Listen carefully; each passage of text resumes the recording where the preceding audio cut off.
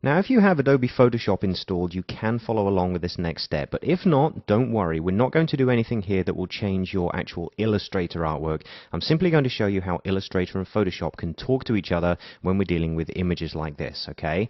So what I'm going to do is I'm going to zoom up on our Stelvio image here at the top, all right? And at this point in the design, I think it would be kind of nice if maybe we had a soft-edged vignette around the outside of this, so it kind of looks like more of an old-fashioned photograph, not something that was shot handheld with a digital camera whilst riding a bike. So I want to go into Photoshop basically and make a change to this. Well, as I mentioned, one of the advantages of having a links panel and an image that's linked to our document is that we can tell Illustrator to edit the original at any time.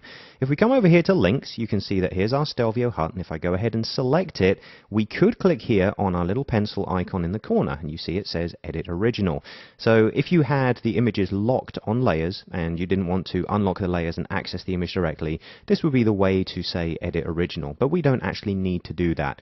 Because our image is on an unlocked layer, we can use a keyboard shortcut, and as you can probably imagine, it's the all-powerful Option key again. So simply select the image, hold down the Option key or the Alt on the PC and double click to launch that inside Adobe Photoshop. Okay, you see it's now brought it up in the foreground, and what I can do now is make a few changes to this. Okay, I'm just going to run a few steps through here, that sort of thing that I would do if I'm creating this kind of effect. So what I'm going to do is generate a brand new layer. I've got my layers up here on the upper right hand side, so just generate a new layer there.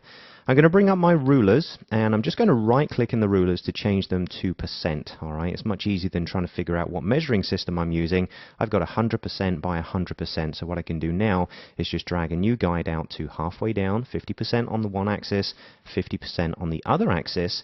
Then I'm going to go to my oval marquee tool, alright, position my cursor in the center and hold down the Option key just like you would in Illustrator, and drag out a marquee that sort of comes to the edges, somewhere around there. It doesn't have to be wholly accurate.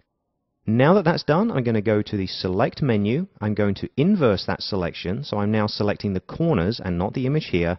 And then I'm going to go back to Select, come down to Modify, and choose Feather, because I want to soften that edge up. So I'm going to key in maybe 100 pixels of softening here.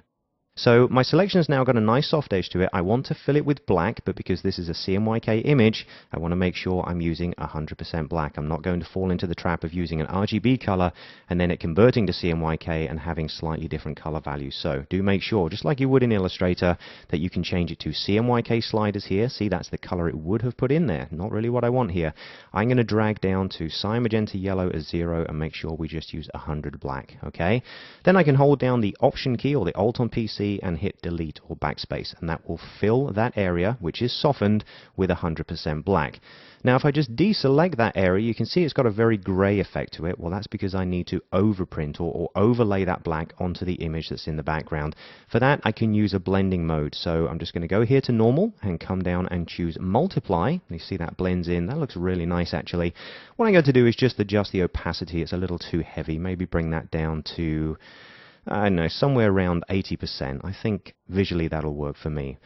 Okay, so a few steps there inside of Photoshop, a brief sojourn into another program. So I'm just going to go to File, come down and simply choose Save. Now because this is a TIFF file, I do have the ability to save it as a layered TIFF, so I'm going to make sure it's compressed, that we have compressed layers in here. In fact, I'm not going to change anything, just going to go ahead and say OK. It does warn me that including layers will increase file size. That's fine by me.